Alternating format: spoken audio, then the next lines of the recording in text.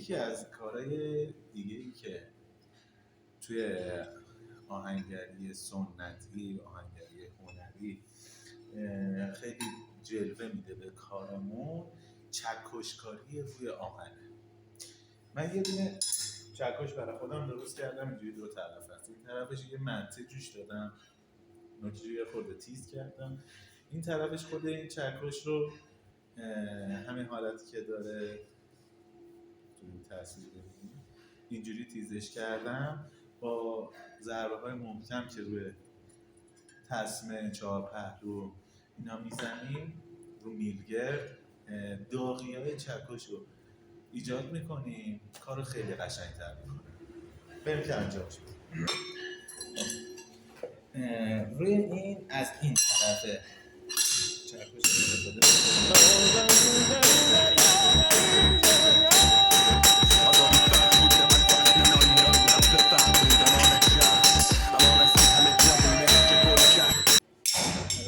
این یکی رو از این طرف.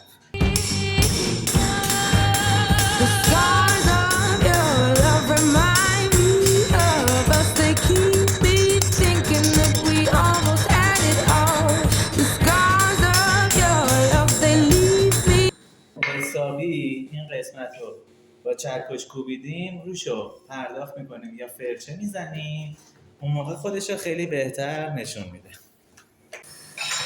دو دستگاه پرداخت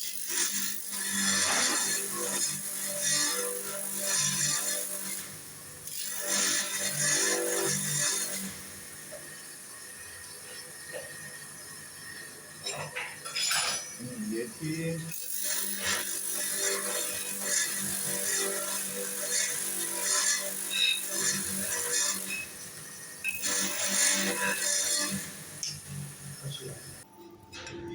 خب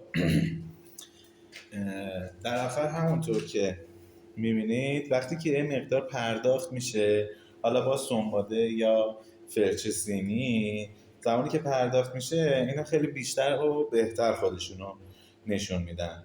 امیدوارم که به دردت بخوره و بتونی ازش استفاده کنی.